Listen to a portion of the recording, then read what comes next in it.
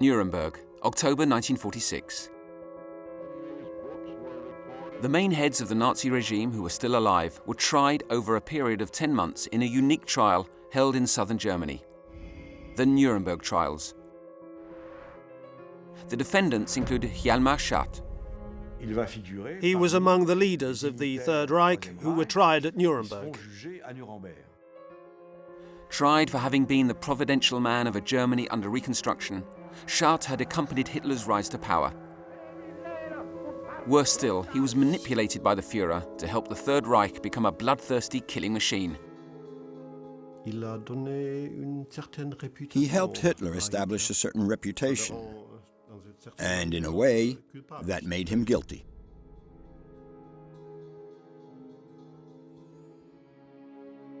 Schacht then was acquitted by the Nuremberg court because he couldn't be proven guilty of having prepared World War II, and he was, of course, not committed in any crimes against humanity.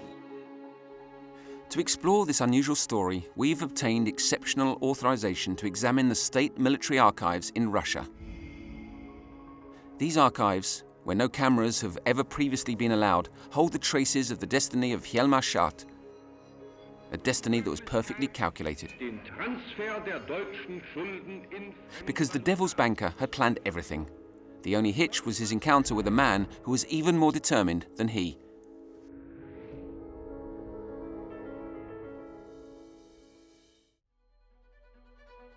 January 1877.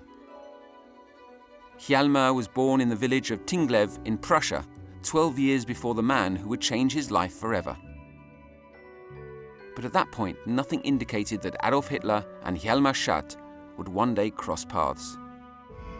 Schacht was a brilliant student and already extremely ambitious. He started his studies in a kind of random way. He wasn't sure what he wanted to do. He even spent a semester in Paris during the Dreyfus affair, and then he ended up studying economics. Schacht took advantage of his time at the Sorbonne to learn French. When he returned to Germany, he did a PhD in economics and started working with great success. One of Schacht's talents was negotiation. He was capable of winning people over, and he very quickly became indispensable. He was fairly young, and very early he became one of the leading finance directors in the country. But Schacht's career plans were abruptly put on hold in the summer of 1914. The Great War broke out and then spread across Europe and the whole world. However, the war, with its 10 million dead, triggered a turning point in Schacht's career, setting him on the path to become the banker to the devil.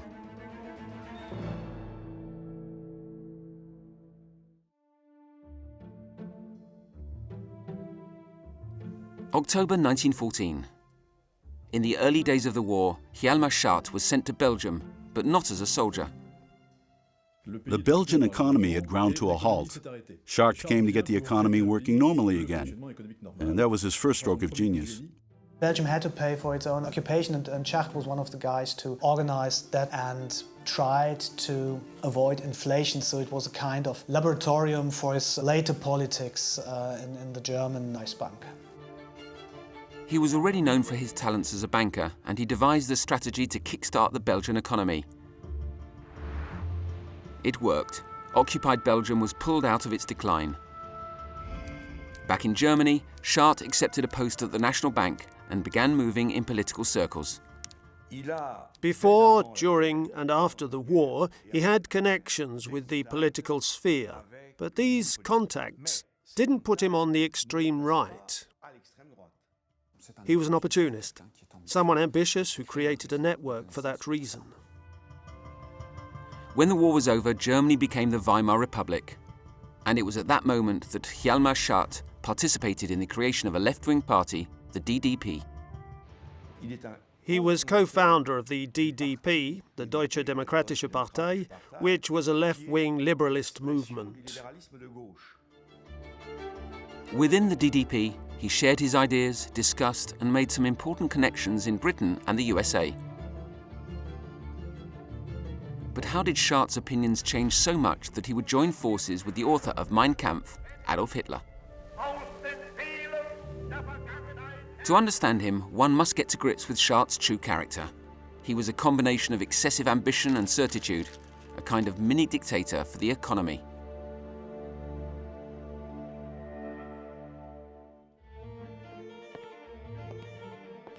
Hjalmar Schacht was a man who was extremely sure of himself and extremely sure of his intellectual superiority. To many people, he came across as fairly arrogant. He was a very intelligent man. He knew that he was intelligent.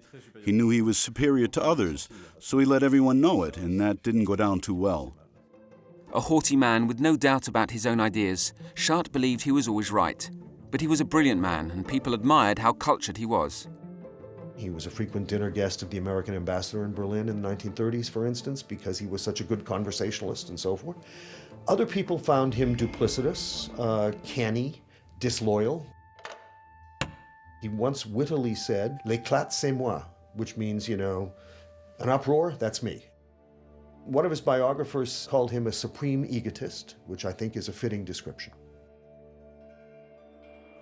His audacity earned him a lot of money in a short space of time. He soon saved up enough to buy a huge house near Berlin. A place to relax, but also a place that would hold some of the biggest secrets in Schacht's story. He bought a huge estate in Gulen, some 80 kilometers to the north of Berlin. It was a very big house with forests all around. There were some very important meetings held there where a lot of information would have been shared. In the secrecy of his farm, he could meet anybody and that he could be safe, that nobody would spy upon him.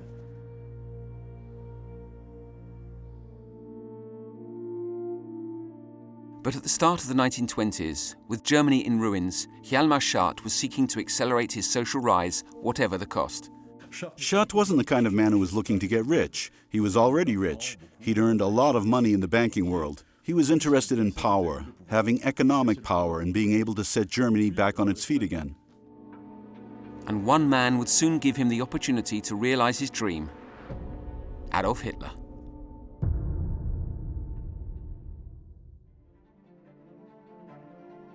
In July 1923, Germany was in a desperate situation.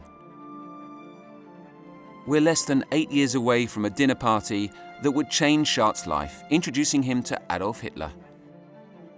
At the end of the First World War, Germany was defeated, in ruins.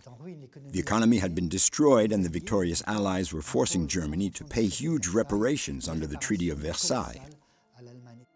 Germany had to pay war reparations to the Allies, which left the country in huge debt. Unemployment was rising, and wages were slashed by 25%.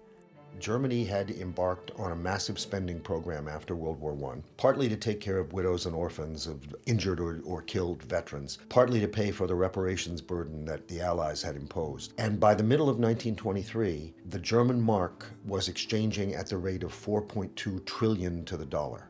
It was literally not worth the paper it was printed on. During this period, when prices shot up and the currency lost all its value, Germany was suffering what is known as hyperinflation. The Deutschmark lost approximately 5 million times its value between 1918 and 1923. This extraordinary inflation led to those famous images of people taking their money around in wheelbarrows to do their shopping. Somebody had to stop it. The Reich Bank was unable to, and in 1923 the government went to Schacht, who was by then a very famous banker. He was very well known, and they asked him to stop the runaway inflation. It was make or break. If Schacht succeeded in his mission, if it didn't break, he would make it to the next level.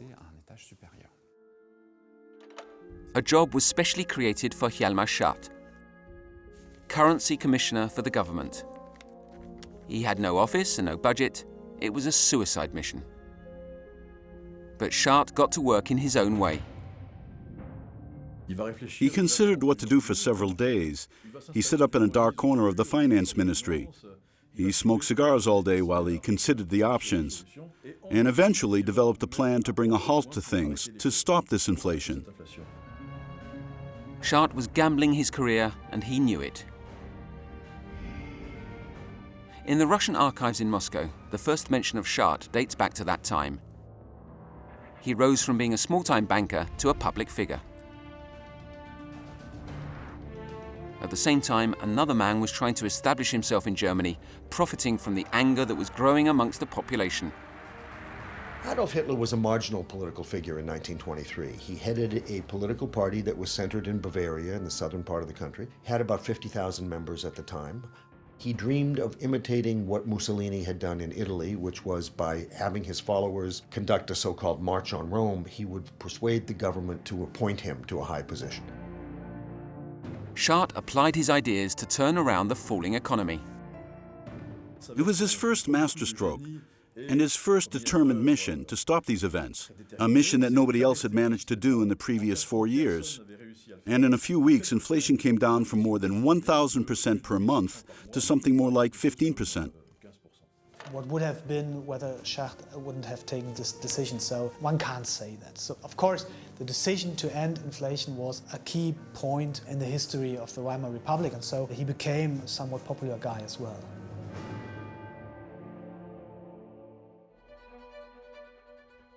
In December 1923, Hjalmar Schacht was named lifetime president of the Reichsbank, the German bank. He would change the fate of the country and renegotiate the war reparations. He presented himself as a savior, and he put in place the famous Rentenmark, which was the new currency that enabled him to bring inflation to a halt and usher in a period of relative stability and growth for the German economy.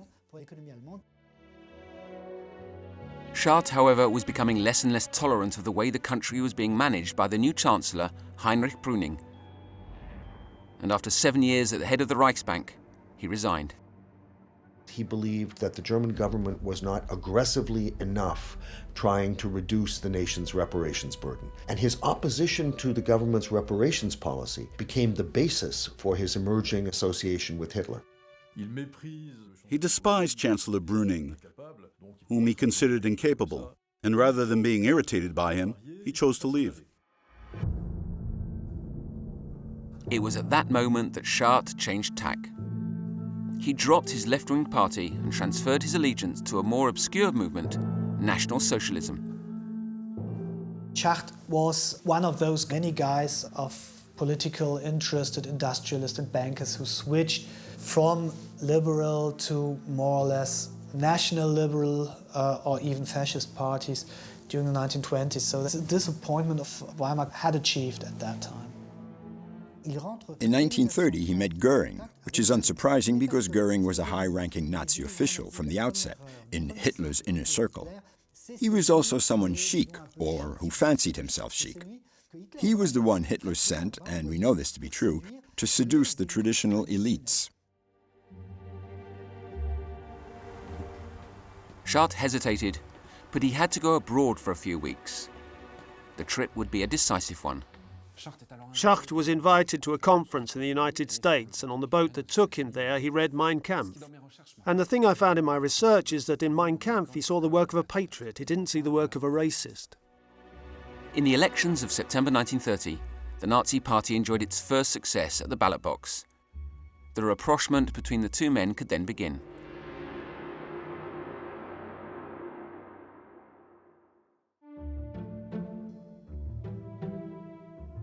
January 1931. Hermann Göring had been won over by Hjalmar Schacht's ideas a few months previously.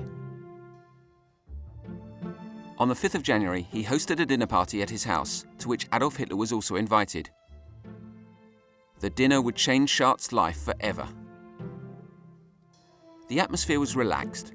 The banker listened religiously to the words of the future dictator. I think Schacht was quite struck by Hitler's personality and by his charisma, and he believed that Hitler might be the leader Germany needed and Germany deserved. Hitler just kept on talking and talking. And as he talked, Schacht listened. Schacht was fascinated by Hitler, and he fell under his spell. A very powerful spell. It was as if he was, in fact, spellbound. It was as if the banker had been hypnotized, despite the fact that the Führer's economic policies didn't convince him one bit. Schacht was not at all convinced by this program. But he thought that Hitler was like him in some ways, a very determined man who had certain ideas and who wanted to apply those ideas at any cost. And that is why he gave his support, unfortunately, to Adolf Hitler. Hitler needed Schacht, or someone like him. He needed someone who could stabilize the economy. And let's not forget the terrible situation that the German economy was in, with mass unemployment. Back home, Schacht mulled things over. His wife Louise, who was fascinated by the future dictator, finally managed to convince him, and so it was decided Schacht would support the Führer to the very end.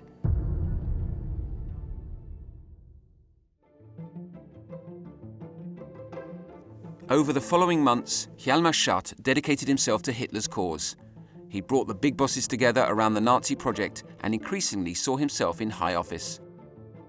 Schacht believed that the future belonged to Hitler. And from that moment on, his fate was irrevocably bound to the Führer's.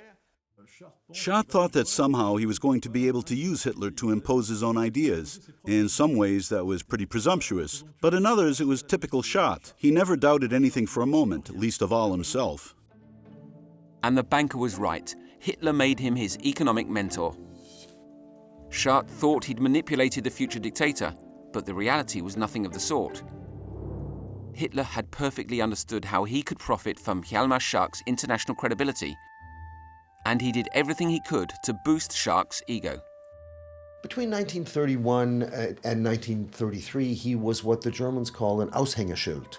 That means a sort of showpiece, somebody who advertised to economic leaders, particularly corporate chairs and so forth, that Nazi economic policy would not be as radical as they feared it would be. For this party, which was moving inextricably towards power, having Schacht on board was essential because Schacht had a considerable reputation. To finance the party's campaigns, Schacht managed to raise 3 million Reichsmarks from German industrialists.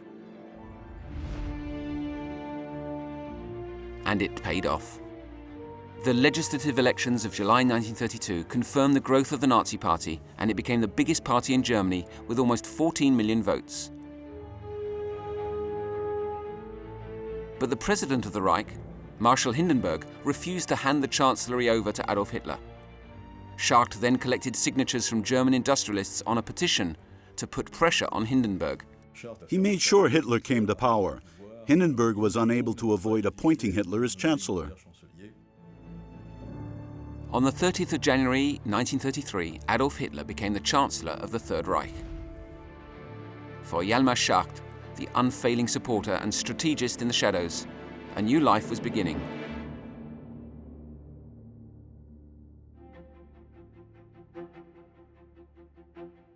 March 1933. Hitler had been leading Germany for a few weeks, but the country was still insolvent.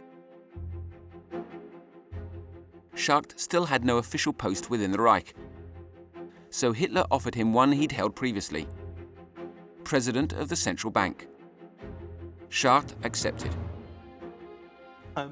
6 weeks after Hitler became Chancellor, Schacht was back at the helm of the Reichsbank, just as he hoped. This was Hitler's gift to him. Schacht reshaped Germany's finances on behalf of the Nazi Party. He profited from his former contacts to renegotiate the war reparations. He went to London and then to the USA to sweet-talk President Roosevelt. He inspired confidence in the minds of people who were worried about the potential radicalism of the Nazis. But from the beginning, Schacht and the Nazis were an alliance of convenience. They had overlapping interests, but not identical ones. In June 1934, the German debt was suspended. But the banker had his eye on an even more prestigious job, that of economy minister, a post held by Kurt Schmidt. His disagreement with Economy Minister Schmidt, who was in favor of boosting consumption in Germany, came to a head in May and June. Schacht then pulled out all the stops to oust Schmidt and discredit him. Against all expectations, Hitler fired Schmidt and appointed Hjalmar Schacht in his place. Hitler clearly gave him orders. Schacht, you need to get the German people back to work. Schacht could no longer be unaware of the dictatorship Adolf Hitler was creating, because an event had just sealed Germany's fate.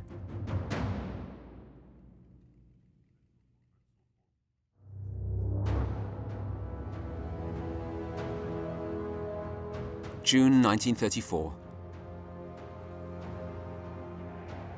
The SA, the paramilitary wing of the Nazi Party, had grown too violent and was becoming a problem for Hitler. On the 21st of June, President Hindenburg asked Hitler to return calm to the country.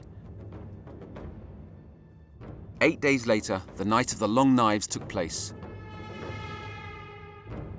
A series of murders were carried out in a veritable purge, during which more than 200 members of the SA were killed, mainly by the SS, Hitler's security service. 1 month later, Hindenburg, the president of the Reich, died of lung cancer. Now Hitler alone held the fate of Germany in his hands. To construct the Great Reich of which Adolf Hitler dreamed, the country needed to be rearmed. But this was impossible. Germany didn't have the right to rearm, as it was still held to the drastic conditions of the Treaty of Versailles, the Diktat of Versailles, so any rearmament had to be done extremely discreetly. Hitler had already found the man who would be able to ensure this task. The president of the central bank and minister, Schacht, had just joined the tightly closed circle of Nazi executives. But apart from Hitler, he was no fan of the Reich's other dignitaries. The relationship with Hitler was the most interesting one. With Göring and Goebbels, he didn't have much of a relationship at all. They didn't travel in the same circles. With Hitler, the relationship was that Hitler found Schacht very useful, and therefore Hitler protected Schacht. However, Schacht fundamentally misunderstood what Hitler was up to. The real Nazis didn't see him as one of theirs. He was like a caricature of the bourgeoisie, and you could see that immediately in the clothes he wore. You'd never see Schacht in uniform. The only one to fake any kind of friendship out of self-interest was Hermann Göring. Göring cultivated, rather he wanted to cultivate, an image as Schacht's friend. Göring invited Schacht several times to receptions in his silly little chateau. But Schacht wasn't all that into it. Göring loved dressing up in colorful uniforms and organizing Roman-style orgies. And it's quite hard to imagine the very upright Schacht with his straight-cut suit, starched collar, and steel-framed glasses getting involved in all of that. I think people like Göring and Goebbels and so forth regarded him as useful in the early years of Nazi rule and as a kind of stick in the mud after that. In his office in Berlin, Schacht was only concerned with one thing: pleasing Hitler by secretly rearming the country. And in a matter of weeks, he found a brilliant solution.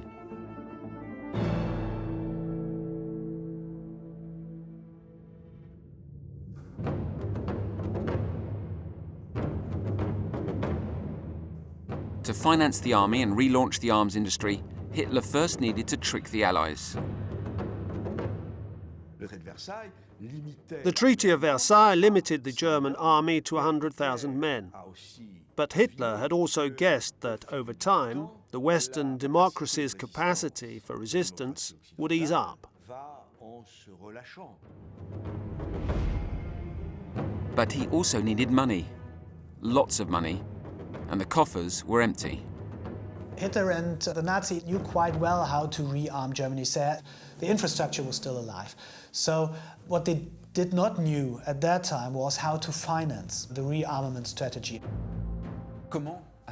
How could they rearm without any other countries noticing? Well, they tried to mask it using financial and monetary strategies. Schacht helped with this masking, and that's probably the most important role he held under the Third Reich. The Devil's Banker created an incredibly ingenious system. A kind of parallel currency issued by a private company and guaranteed by the state. MEFO bills. The MEFO bills were issued by a kind of shell company, and these bills, worth around 12 or 13 billion Reichsmarks, were used to pay the manufacturers and companies that participated in the rearmament. That was how they got paid. The MEFO bills attracted investors because they earned interest. Everyone wanted them, and the state's coffers started to fill. As a result, the Reich could pay for the manufacture of armored vehicles, weapons, and munitions. The irony of this story is that even the big American industrialists invested in Germany, like General Motors and Prescott Bush, the father of a future American president. Schacht made sure that this money was used only for rearmament, for industry, and for the purchase of raw materials. Of course, it was about measures that were supposed to make Germany self-sufficient, but the aim was also to make it as independent as possible from imports of raw materials, so it would be ready to go to war. With the success of the MEFO bill scheme, companies started hiring and Germany was soon back to full employment. Schacht had succeeded once again. But in becoming the key to Germany's rearmament, he could no longer ignore that the country was heading to war. He frequently talked to Hitler, and so he was well aware about that, what was going to happen. I think Schacht knew from the start that the Nazis planned to massively arm the country. After 1945, Schacht would however deny any involvement, as shown in this never-before-heard archive recording from the 1960s. Ich habe nicht geglaubt, dass Krieg machen wird, trotz aller seiner Reden. Lies or just naivety? One thing is sure. In the middle of the 1930s, Schacht was involved in a deadly chain of events that led to war and the massacre of most of Europe's Jewish population.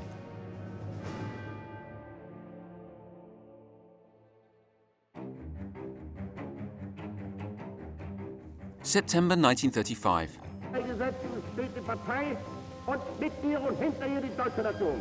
At the 7th Annual Nazi Party Congress, the texts of the Nuremberg Laws were unanimously adopted. Hitler thus strengthened the process for ridding German society of its Jews. Hjalmar Schacht took part in certain debates which reflected his beliefs. He was an anti-Semite, in the sense that it was commonplace back then. There were a great many publications that spoke about Jews as the sickness afflicting society, and Schacht was like everyone else. He believed in the great anti-Semitic myth of the Jewish banker, the myth that Jews controlled the economy because they controlled finance. Schacht witnessed the dispossession of the Jews as they lost their businesses and industries. But his beliefs were more moderate for one very precise reason. He was absolutely aware of the course of dispossession between 1933 and 1939 within Germany, and he was broadly acquiescent in it. He did warn the Nazis that if they moved too fast, they could disrupt the German economy. And so he wanted to slow the pace at which Jews were being driven out of industry and the banking system and so on. But he did not fundamentally disagree with that process of removing them. Schacht nonetheless never doubted his role in the government. A recent historical investigation shows that Schacht even profited personally from the spoliation of Germany's Jews. Schacht then decided to participate in the spoliation of a very renowned Munich art gallery. A friend of him, who was the Aryanizer of this gallery, addressed Schacht whether he could borrow him some money to take over this Jewish business. An art gallery acquired for next to nothing from a Jewish owner banished by the Nazis, which was then sold on for a veritable fortune. I think Schacht always tried to depict himself as a very honest politician and banker who was not interested in his personal and financial well-being. But this case of the spoliated Jewish art gallery tells the contrary. He did not shy away from making personal profits from ionizations. And this is something which he kept secret until the end of his life. While the Führer was reforming the country at breakneck speed, from his ministry, Schacht was helping with the construction of the concentration camps of Dachau, Sachsenhausen, and later Buchenwald. But a few months before the horrors of Kristallnacht, a man Schacht considered a friend would turn his friendship with Hitler on its head.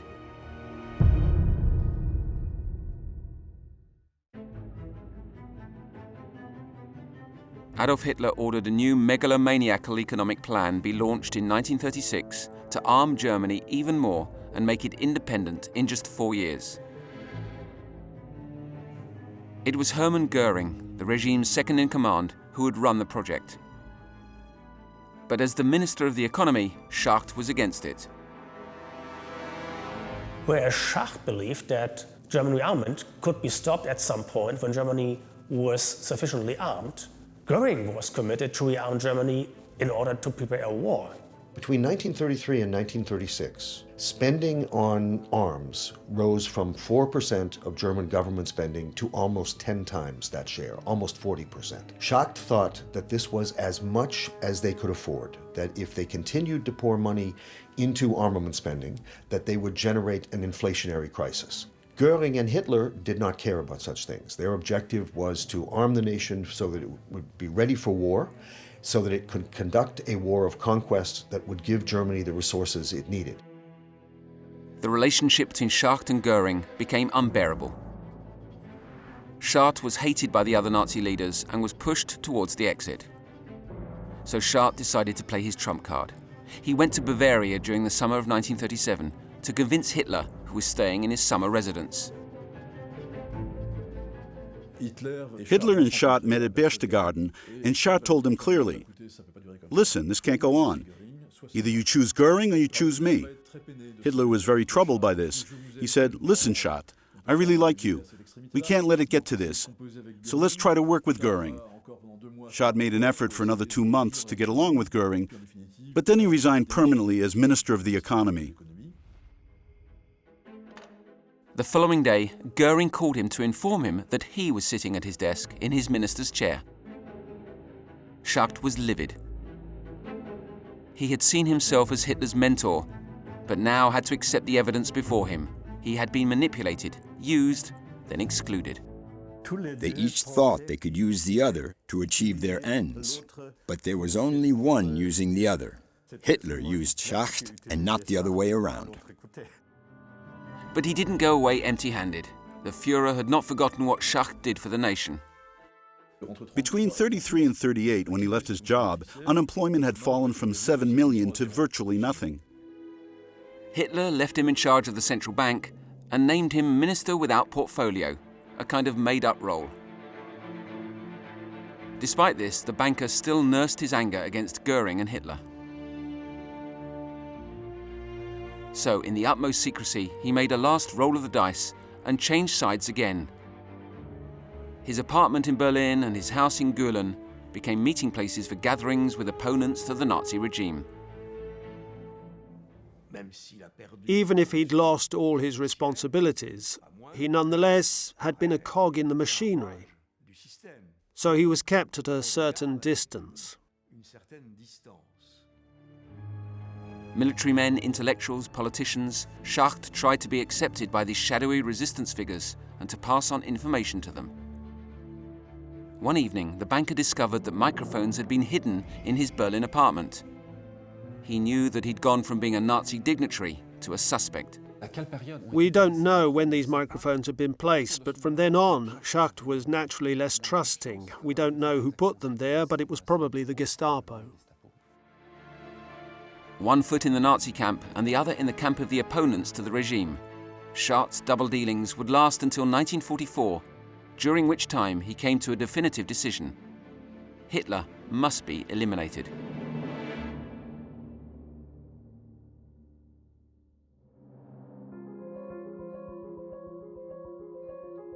November 1938. Germany became the theatre for a key moment in Hitler's anti-Semitic strategy. On the night of the 9th of November, Germany's Jews and their homes were targeted in what became known as Kristallnacht. Schacht was stunned by this violence. Jews were murdered, synagogues set on fire, Kristallnacht rocked him to the core. And he had what you might call the courage to denounce it. Publicly, I mean. Over the following days, 30,000 Jews were arrested and sent to concentration camps. Segregation laws were toughened, removing the right to work and a host of other rights from the Jewish people. Schacht contacted Hitler to explain that his strategy of persecution would drive the country to ruin. The banker wanted to find a solution. He went to talk to representatives of the Jewish community in Britain about what to do, but it didn't work. Did he put a lot of energy into this? I don't know. At the end of the year, Adolf Hitler, angered by Schacht's position, summoned him to Berlin. Hitler didn't want to listen. Hitler all of a sudden told Schacht that he was dismissed. And this is something which Schacht had not expected. In the history of the Third Reich, 1938 was a year that marked a turning point, because Hitler got rid of a swathe of dignitaries who represented a more conservative wing within the regime. In January 1939, Schacht was relieved of any power he might have had in the Nazi regime. Hitler had kicked him out of the government and then out of the central bank. Surprisingly, he kept hold of his ministerial title, but it was an empty shell. For Schacht, it was time to stay out of the way in his house in Göring. He rested, gardened, and contemplated, and watched on powerlessly at the chaos of the Second World War.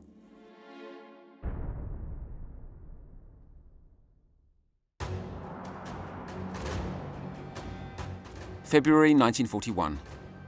Germany had already invaded Poland and then France, and was preparing to take on the Soviet Union. Hjalmar Schacht could no longer ignore that the war also involved the worst ever crime against humanity, the Holocaust. Did he know about the murder of Europe's Jews? I think he did. We know that information circulated amongst the German elite, and it came from the East. He had some friends among senior German army officers and generals, and he had very good friends among conservative, anti-Hitler opponents. Anyone in that high a position in Berlin knew that there were concentration camps all over Europe, that there were increasing numbers of slave labor camps all over Europe, and everyone in the higher reaches of Nazi Germany knew that there were mass executions going on the Eastern Front, many of Jews. However, Schacht maintained his relationship with Hitler and even informed him of his desire to remarry after the death of his first wife. This meeting happened in February 1941 and would be their last. But the special link between the two men would spare Schacht from death almost 4 years later.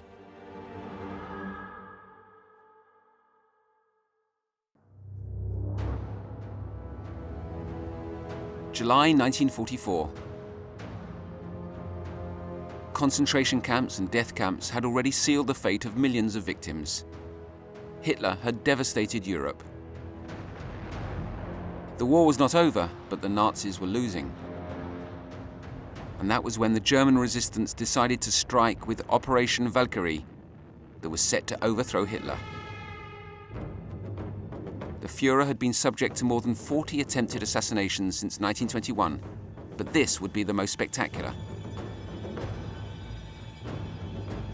Schacht received the conspirators at his house in Göring, and he was party to some details about the plan. He knew that something was going to happen. He didn't know what exactly, and he didn't know who was going to do it. He received information through his contacts with key members of the resistance. He was almost certainly not in the inner circle, but you might say he was in the second circle, which was quite significant indeed. Schacht even had the audacity to put himself forward as the new Chancellor. His name was circulating on underground lists. But if the assassination attempt failed, he knew he'd be killed. He knew that he was now in danger and that he had to do something to save his head.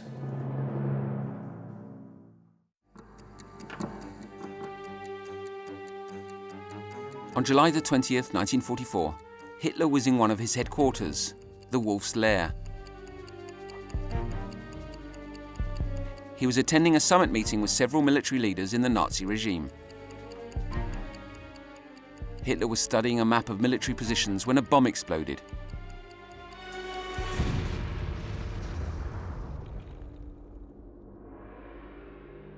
Hitler was injured. 5 others were killed. Hitler had a lucky escape, and he was naturally furious. The backlash would strike anybody in the country who could possibly be in opposition to the regime. His revenge had no limits. Adolf Hitler had 7,000 of the regime's opponents arrested, tortured, or executed.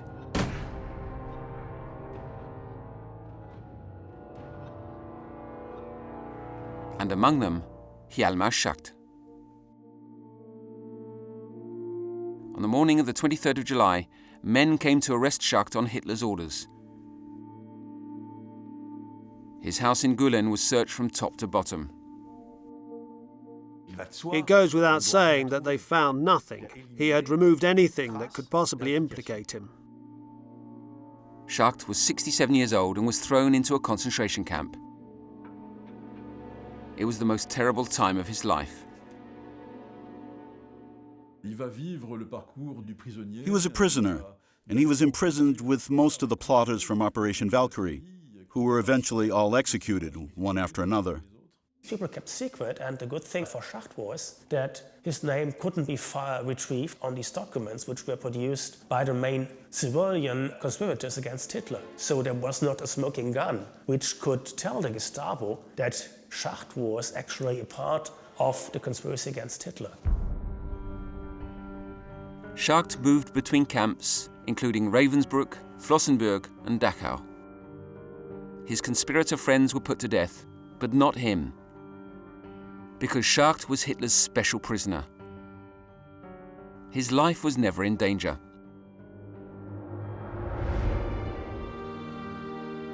The last camp Schacht was sent to was liberated in April 1945 by the Americans. A few days later, Hitler killed himself with a shot to the head beside the woman he'd just married, Eva Braun. For Schacht, this meant freedom at last. He thought he was free, and it's true that when his camp was liberated, he was very happy. He was relieved because he really thought he was going to be executed. On numerous occasions, he thought his number was up.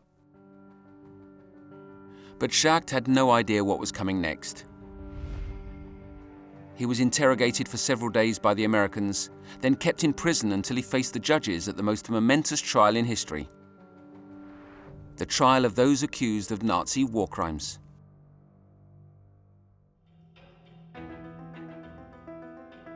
In October 1946, Schacht was summoned before the judges of Nuremberg. How did he do? Very well, because he knew exactly what buttons to push and what to deny.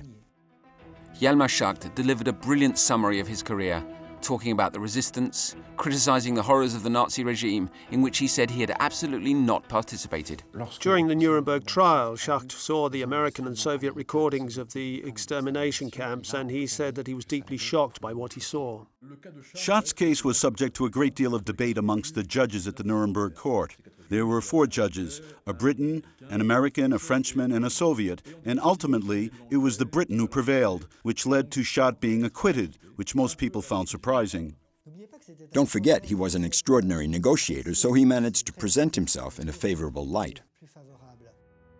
His acquittal was very surprising, but that meant nothing. Schacht would still be marked for life. He spoke very little about that time. For him, it was a fairly traumatic experience, I'd say. After Nuremberg, he was also cleared in other trials against former Nazis in Germany. But he was left with nothing and had to move out of his house in Göring. He was found innocent of all accusations and was able to build some kind of new life. He was a very old man by this time. He was over 70, but despite everything, he had a future ahead of him.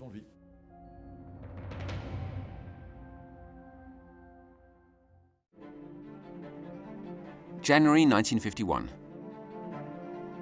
Hjalmar Schacht had just turned 74. But in Germany, nobody wanted to work with a survivor of the Third Reich. So Schacht decided to travel. He was not important in post-war Germany at all. For one thing, the Chancellor of West Germany, Konrad Adenauer, who was Chancellor from 1949 into the early 1960s, hated Schacht. He was called upon by emerging countries to advise them on how to best ensure economic growth. He worked with countries like Indonesia, for example, under President Sukarno. He worked in Egypt for Gamal Abdel Nasser. Incidentally, Egypt employed a lot of former Nazis. In the 1950s, the plane he took to return from India was forced to make an unexpected stopover in a country he wanted to avoid at all costs: Israel. Schacht felt a cold sweat running down his spine. Israel was a country where he was not welcome. It was the land of the Jews, and he hadn't behaved so well with the Jews. Far from it. In the Tel Aviv airport lounge, Schacht was frightened of being recognized, arrested, and thrown into jail as a former Nazi. But once again, luck was on his side. Eventually, he took off again, untroubled, despite him having met two people who knew him and recognized him. One was a waiter who happened to be there, whom he previously met in Germany, and another was a woman who was heading to South America and who also recognized him as Hitler's banker. The hunt for Nazis who'd slipped through the net intensified. When the former Nazi dignitary Adolf Eichmann was captured in May 1960 by the Israeli Secret Services, others who'd been close to Hitler were very worried. But not Hjalmar Schacht. It's true that Eichmann's arrest in Buenos Aires worried former Nazi chiefs who'd slipped through the net. Was Schacht worried? Let me reassure you, I don't think he lived with his heart in his mouth, afraid of being assassinated, picked up, or condemned. Schacht's past never caught up with him.